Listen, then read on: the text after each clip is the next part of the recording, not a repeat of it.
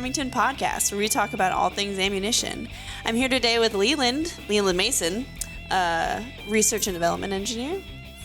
New to the company, right? Yep. Just started about 7 months ago.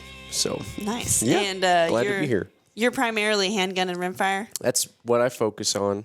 I think the most projects that I've had, and then also the most of product that I've used outside of work has been, rimfire and handguns. That's kind of where that comes from too. So okay, gotcha. So a little prior experience, prior knowledge. Yeah. I'm a gun guy. So Yeah. I love all guns, and I shoot shotguns and rifles too. But handguns are my favorite over everything. And rimfire, I shot a lot of it in college and high school because it's good to get experience in any kind of firearms when it's a little cheaper. So it's nice. And it's just fun. There's a lot of uses for rimfire I think people don't necessarily think of. And they kind of go hand in hand, too, in a lot of ways. So Yeah, I know a lot of people shoot 22 for plinking handguns. So definitely it's good overlaps. to train with handguns, too. So, like, if you shoot centerfire, and there are a lot of companies out there that make, firearms in rimfire caliber for you to train with, so you don't have to pay for the centerfire ammunition, and that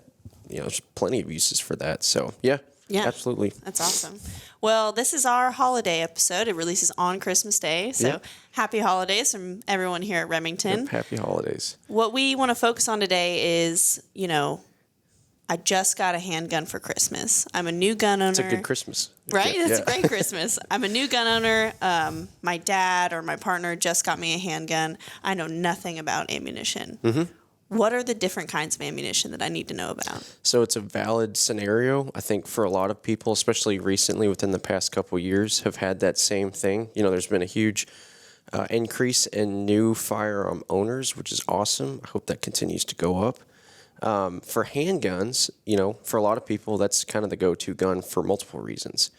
And just like the multiple reasons, there's multiple types of ammo, right? Just like a tool, right? I don't think of guns as tools. I actually hate saying that. Guns are a lot more than tools. But, you have a screwdriver for, screws, and you have a socket wrench for sockets, right? So, just like that with ammunition, you have that. You've got primarily 4 main categories with a bunch of subcategories, but that's going to be your target ammo, right, which is intended to use for practice, shooting paper targets, marksmanship. It's going to be steel shooting.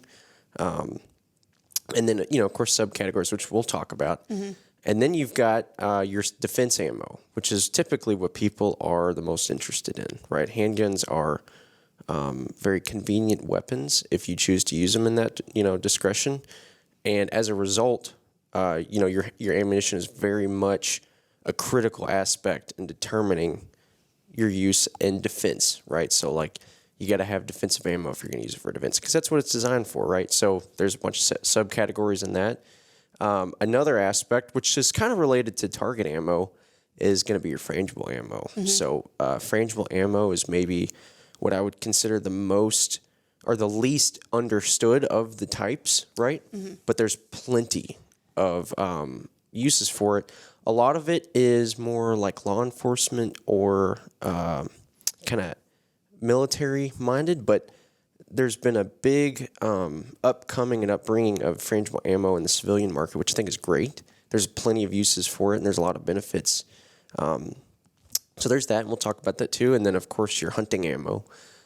Some people choose to go hunt with handguns, which I think is awesome. I mean, I was talking to you the other day about how I saw somebody had shot a lion with a scoped revolver, and that's just, I don't know. To me, as a handgun guy, that's awesome. And that's not uncommon, right? There's plenty of people, within the states or outside or wherever. Sometimes there's even laws about how you can only hunt with handguns and whatnot and certain calibers. So that's definitely an attraction. And there's also uses in kind of going back on the self-defense aspect with hunting ammo, right? Like your hard cast bullets and whatnot, which we can talk about later too. But for bears and other things. Yeah. Mm-hmm. Oh yeah. And I personally have used that. So I've not defended myself against a bear, but I have. That's what I choose to carry when I go, backpacking and whatnot. So yeah.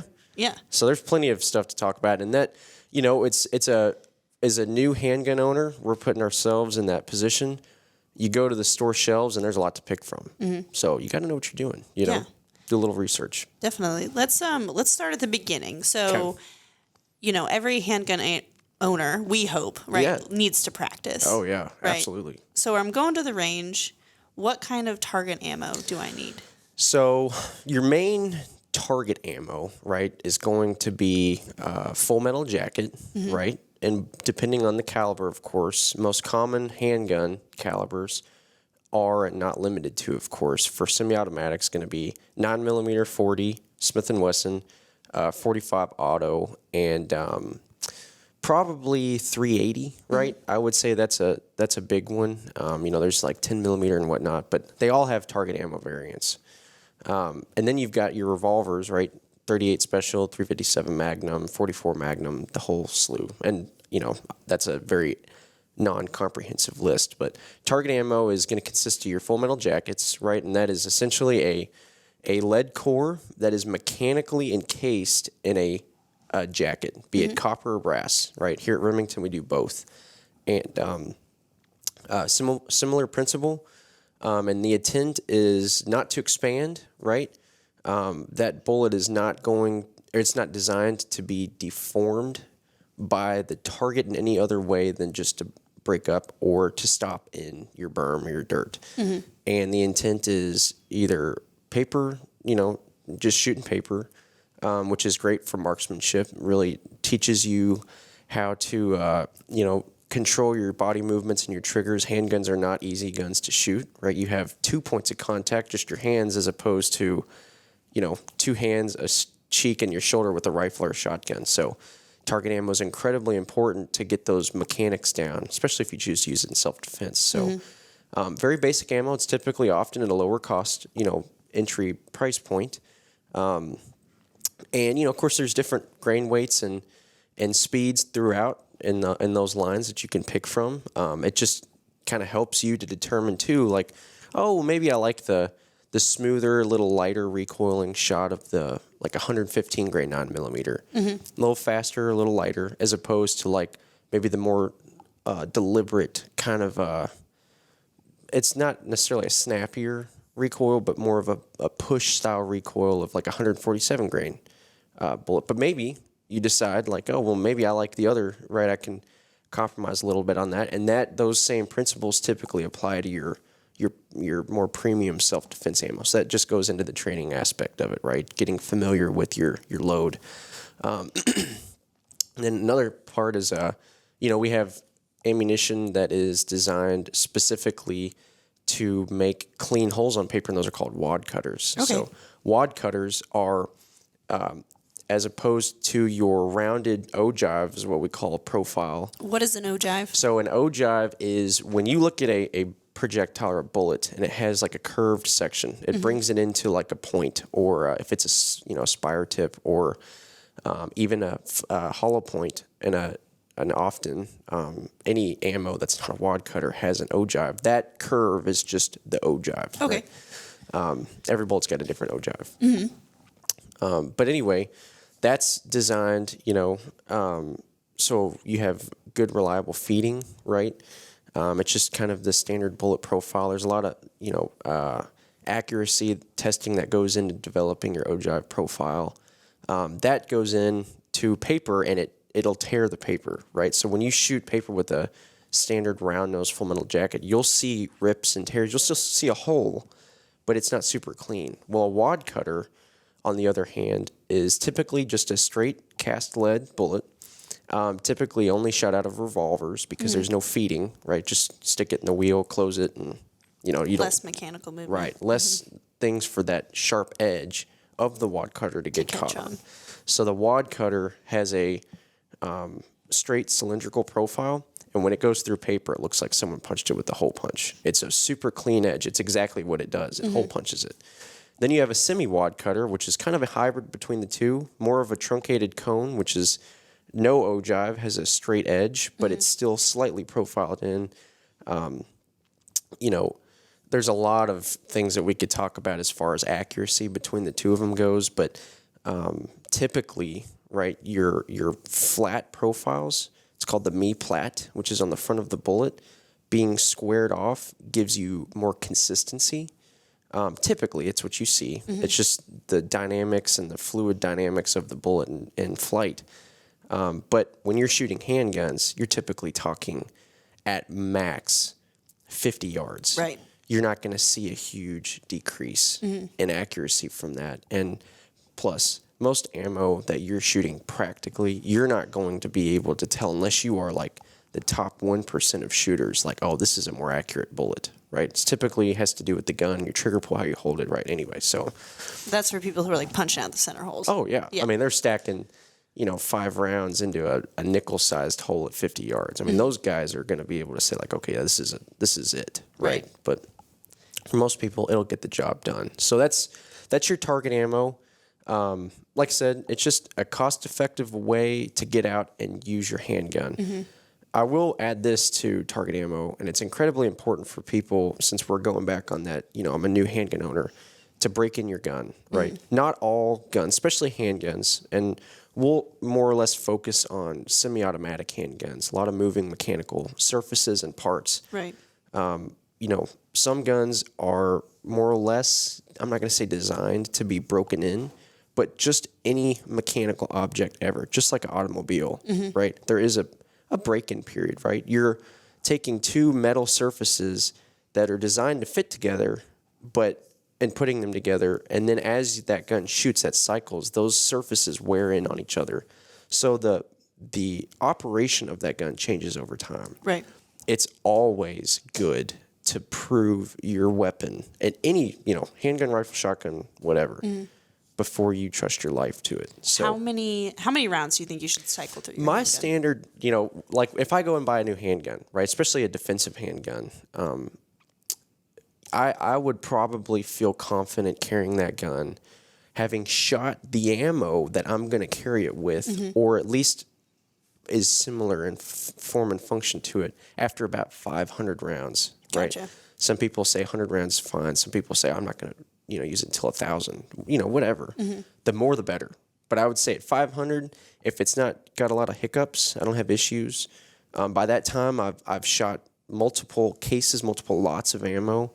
It just gives me a good confidence. Like, I feel like if I draw this gun in self-defense and I have to use it, God forbid, it's not going to go click. It's going to go bang. Right. So, and that's, like I said, that's with that ammo I'm using. Every ammo is different. So when you are doing target ammo, say you're practicing to carry, how important is it that the ammo that you're shooting at the target is close to the ammo you're going to carry? It's super important. So, every gun's different.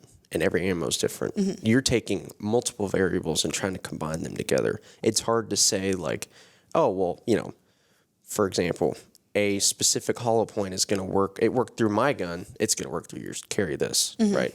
You can't do that, especially if even between the same gun. Manufacturing methods are going to give you a very reliable, tight tolerance product, right? But it's the real world. You've got tolerances. Things change, right? So proving your gun on, if at all possible, the ammo you're going to choose. Like if I'm carrying Golden Saber, right? Remington product, great, hollow point projectile and reliable cartridge or load, I'm still going to shoot it through my gun, right?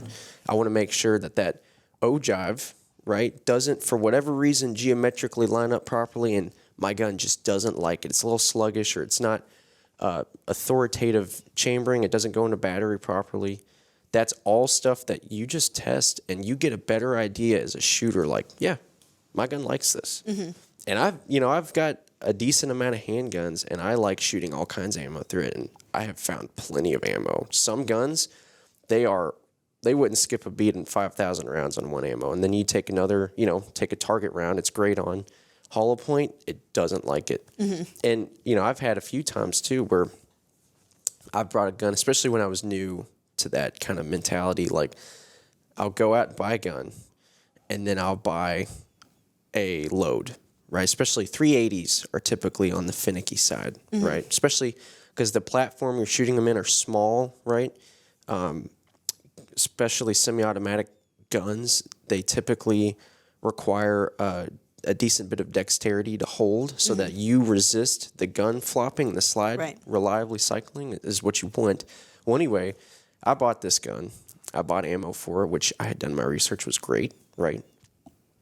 Took it out and put the magazine in it, and I was like, oh, this is what I'm going to carry. I'm just going to break it in on it.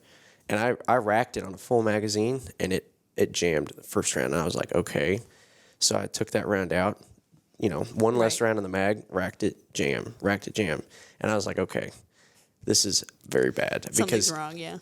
Consider, of course I would want to carry that gun loaded, right? But when I'm chambering that gun, I'm going to holster it, is a totally different scenario when I'm shooting that if I had to defend my life, right? Yeah, and if you need it to work when you need it to work. Yeah. So, and even the scenario you're shooting it in, like, mechanically is different. So anyway, there's just one example, and that's why I think that's important, right? And that gun, after I shot hundreds and hundreds and hundreds of rounds of target ammo through, started to like that ammo all of a sudden. So your gun changes over time. The more you shoot it, it's always good. Even if let's say you've got a defensive handgun load that you like, you've shot it works, then you go and shoot your target ammo through it, really break it, and you get competent using that gun. It's always good to just touch back on that stuff. Be like, okay, yeah, my gun's still good with it, right? It's important. Right. So, but yeah, like load, your weights, your velocities, all that stuff. You want to really try to match that and just, use your gun. So now we're going to move on to self-defense rounds. So I hear you say the difference between a target load and a self-defense load, one of the biggest things is that one's an FMJ, a full metal jacket, and one is a hollow point. Yep. How important is the hollow point? Okay, so it is, like, the word important is what I would put to it. Okay. So your hollow point, right? They've been around for a while now, right? They were developed back at the turn of the century, right? They formulated from what was called the British dum-dum bullet, which was made in India, and that was a soft point bullet. And soft points are designed to go into a target, typically used for hunting, and expand, but you get a little bit more penetration from it because they don't necessarily expand as much as a hollow point. Hollow point formulated from that. And actually, quick fact, hollow points are banned by the, I shouldn't have even said it, now I'm going to forget it. It was a treaty near World War I believe. So actually, hollow points cannot be used in modern military conflicts if it's like, there's like a bunch of stipulations. Sometimes you can't, sometimes you can't. But anyway, they've had kind of a controversial history. But long story short, to get back on track, I'm sorry, I'm a nerd. I go on tangents. But a hollow point is designed to enter a organic object, any kind of water-based object, expand, transfer 100% of its energy, and then not over-penetrate, as it's called, or exit, right? Which is part of the 100% energy transfer. Hollow points deal damage by a mix of expansion and penetration, right? Some people argue whether it's more biased towards one or the other, but there is something called an FBI protocol standard, and that says that typically you can expect to get lethal. You can get lethal performance from a hollow point if it transfers, or it penetrates between 12 and 18 inches in calibrated ballistics gel. That is not, non-calibratable organic ballistics gel. There's a difference in thickness. There's a huge density. difference, and that's why we use calibratable organic ballistics gel. We've got to make it and test it so we get good comparable data to other data taken around the world, right? Well, anyway. So a hollow point is designed to expand and stop in the target. Full metal jacket, like I said earlier, is not designed to deform at the target other than, if it hits steel, it, just kind of breaks up. It may dent. Yeah. It might dent, right? It might deflect, but it's not going to expand. If you shoot it into gel block, for example, it's just going to go straight through. It's going to be like a torpedo in water. Well, the problem with that is if you use target or full metal jacket ammunition in a self-defensive situation, right, we'll take an example of what I would consider American hero, Elijah Dickon, shot we'll just, for sake of keeping this podcast PG, a bad guy in a mall in Indiana, right? I believe it was, I might not be correct on this, but it was like 40 yards and 8 shots or 8 rounds at 40 yards. That's a significant distance, especially for a moving target in a situation like that. He knew what he was doing. He probably trained with training ammo, right? Or your target ammo. Right. But anyway, in a situation like that, right, and he was able to successfully, defend his life and everybody else's life in that mall, he's got to consider not only this target in front of him that he's aiming at, but what's behind it, right? So as a shooter, of course, you don't want to introduce danger to the good guy, only the bad guy. And as a result, hollow points are going to be better because they're designed to stop in one person. If you used a full metal jacket, there's a very, very high chance that round's going to exit and hit and have collateral damage, which is obviously not good. Or home defense situations where, an intruder enters your home and you're in a self-defensive situation. You don't want that bullet to then enter the next house over. Yeah, or even just the next room, right? I mean, you've got your family in the house. You want the bad guy to be the only guy that's you're engaging with, right? So, so that's a great point. And a hollow point is also, like I said, designed to transfer that energy. So consider that full metal jacket, if it enters a gel block, for example, and it exits, right? There's still a lot of energy that bullet is carrying with it and is not going to be applied to that block. So it's not as effective. It's not as efficient, right? We'll call it efficiency. And your hollow point is designed to enter, penetrate, and stop. And when it stops, 100% of that momentum, that energy, the kinetic, and even in some cases potential energy during that transfer is being delivered to that block. So it's more effective, right? You hit harder than you would with a full metal jacket.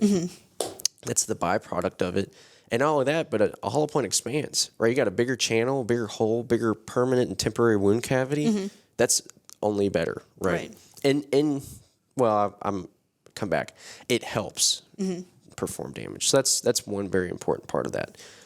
The only downside to hollow points is that hollow points have a non-continuous ogive, right? You've got that flat open tip, so that's why it's important to test that round. And that's part of the part we do here is extreme endurance and function testing through hundreds of guns to make sure that when we develop a hollow point, right, we get that profile right so that it works in everything if possible. That's our goal. Every gun, every scenario, everything. Well, and the profile, like I said, is different. You can get hung up. A lot of hollow points like to get hung up on feed ramps, so we test that. Hours, thousands of hours goes into development of that because it is a valid consideration for feeding. So, self-defense ammo is, if you're going to use that gun for self-defense, you need to be using a hollow point. Gotcha. A lot of times when we talk about self-defense ammo specifically, you hear this thing called FBI protocol. Can you explain to me what that is? So FBI protocol, there's a couple different kind of like subcategories of the protocol, right? Okay.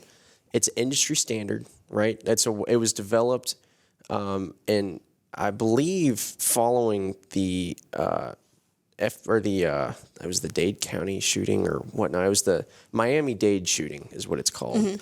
And long story short, up until then, we didn't really have a standardized process of determining lethality, if you will, of handgun ammunition. That was a bad situation. You can read about it. We won't go into it here. But anyway, FBI came out with a way to, I believe it was that scenario, but anyway, they came out with a way to develop a test that not only could they determine what was a more effective bullet across platform, but manufacturers also use it to compare and see like, okay, where are we at? What do we need to improve on, right? How do we get a good idea of what this is going to do without actually, using it? Right. Which of course you don't want to have to. So anyway, so that came about, and what it involves the calibrated ballistics gel, Muzzle of a handgun, 4-inch barrel is standard, is shot at 10 feet into the gel. You have four, at least four, actually six scenarios you shoot in. So you have bare gel, right?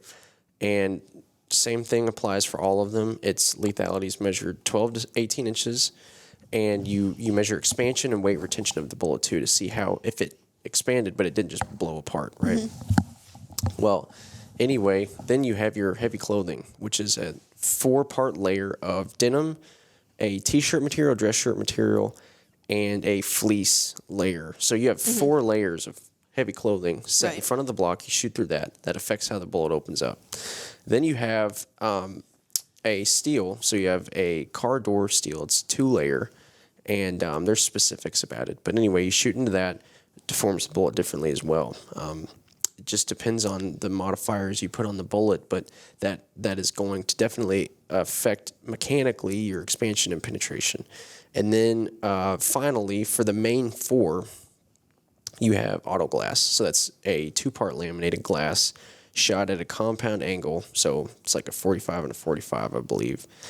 And that not only causes the bullet sometimes to deflect, but it asymmetrically deforms the bullet. So when it enters, it wants to turn and do all these weird things. Bad. Yeah. Very difficult set of scenarios, but it does a pretty comprehensive test at determining, what this bullet may be put through. Now, again, that was developed for law enforcement. Your typical civilian, right, if they use a self-defense ammo, can expect probably your heavy clothing. It's pretty much what most people in the industry look at consumer-wise for judging what ammo they're going to use. Mm-hmm. And then, of course, there's another 2, which are going to be shot through drywall and plyboard. But those are a little less common, but they're still used, and we test all of it here. So, but those just give you like, all right, where's our product at? How is it performing? We do a microscope dive onto how the bullet deformed and works, so we can improve our products and try to be the best in all those scenarios. And when you change one factor to do better in one, say bare clothing or bare gel, it's gonna change how you open up in the other. So you have all these levers you're pulling to get them all to even out to get the best product you can. So that's what people are talking about when they say the FBI protocol. Mm-hmm. And of course, you brought up law enforcement. Law enforcement generally gets the best. They do. Yep. So, and they pay attention to that stuff. Mm-hmm. Yeah. Yeah. All of those factors. FBI protocol is for law enforcement. What you talked about frangible ammo before, and I just want to touch on that a little bit because it's what law enforcement uses to train most of the time. Yep. Right. What is frangible ammo? So frangible ammo is ammunition designed to hit typically a hard target, so call it steel, and disintegrate, right? Actually, we're our law enforcement disintegrator line that came from, right? That's the name, at least that's where it came from. But typically, it involves a powdered, either centered or non-centered bullet, no jacket, or you can have a jacketed frangible profile.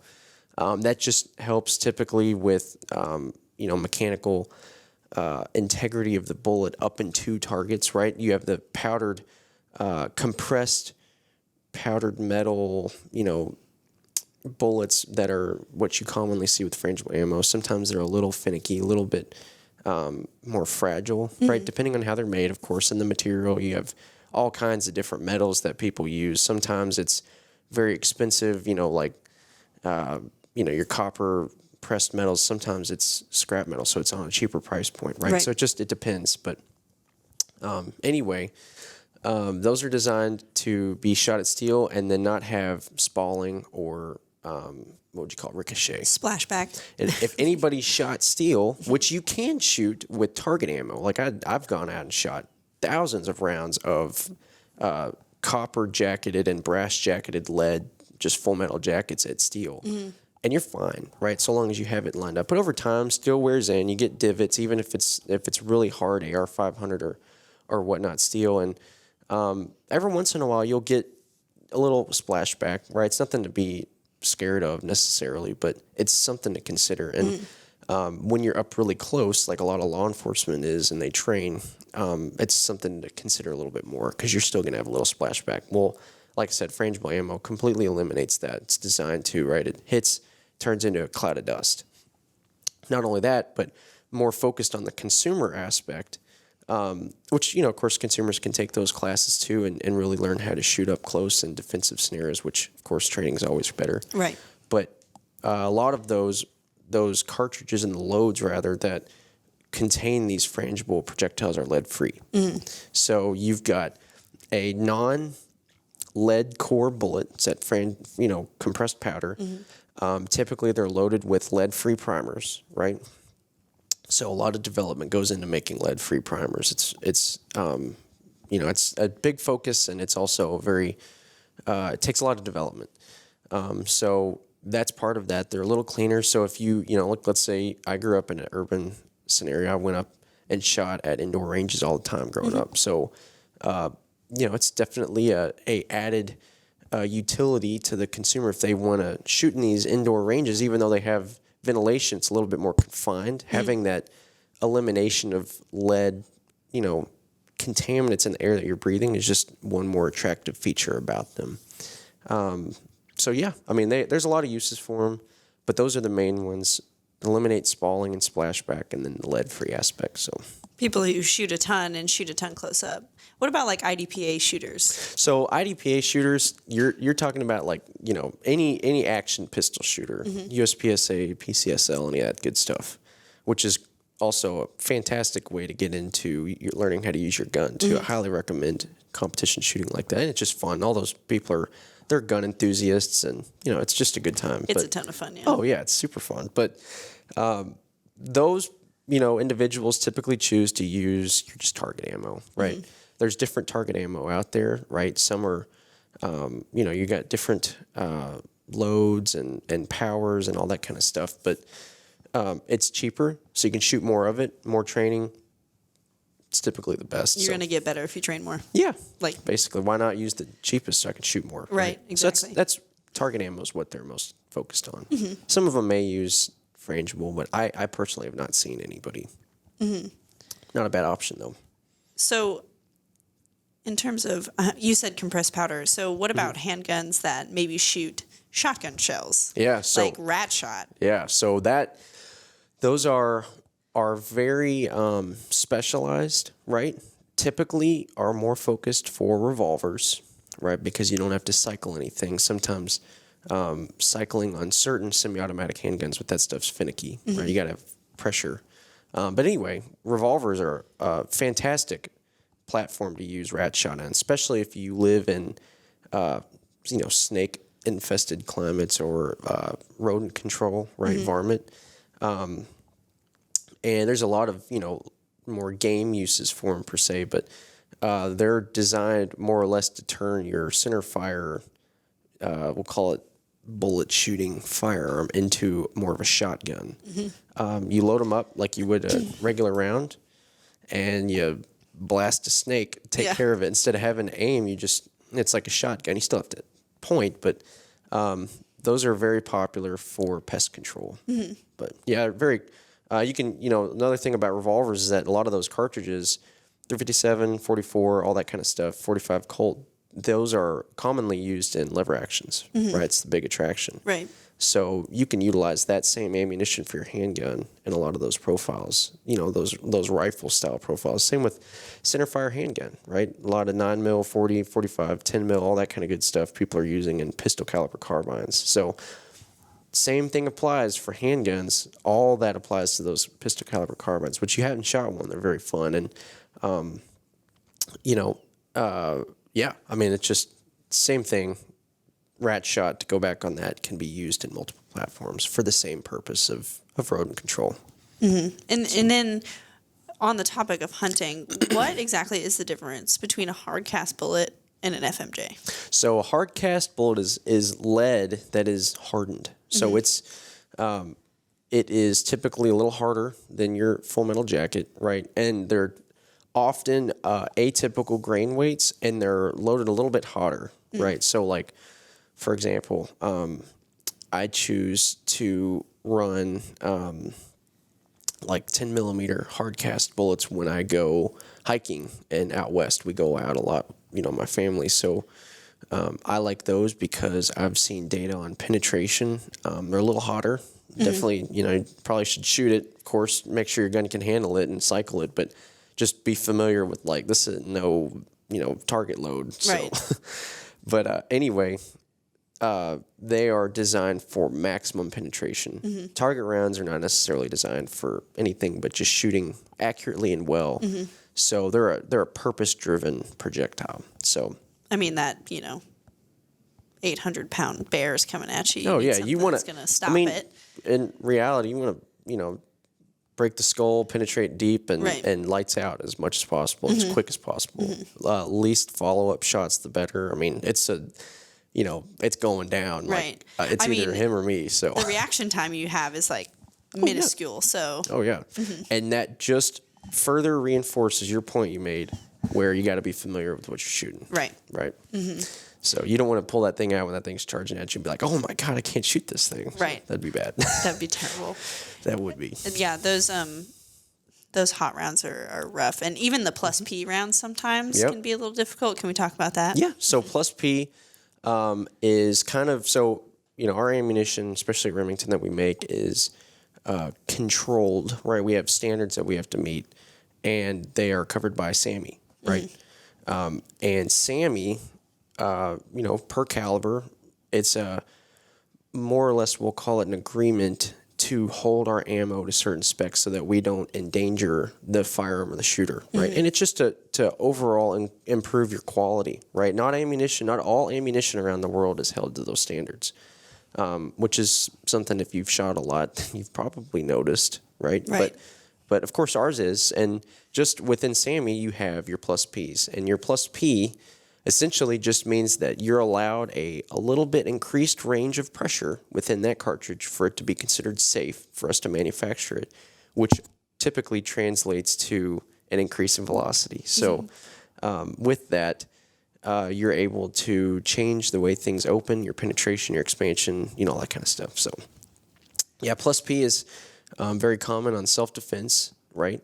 Plus P does not, it's your increased velocity, and most people are like, oh, more penetration, right? It's going to hit harder, but that's not necessarily true. In fact, it's not uncommon to see a decrease in penetration because that bullet hits harder on that fluid tissue, the gel, and opens up more and decreases penetration. So it's always good to look at your ammunition testing to see, like, per the bullet, the load, maybe I don't want to go plus P. Because not only do you get changes, terminally in ballistics, but it's going to be snappier.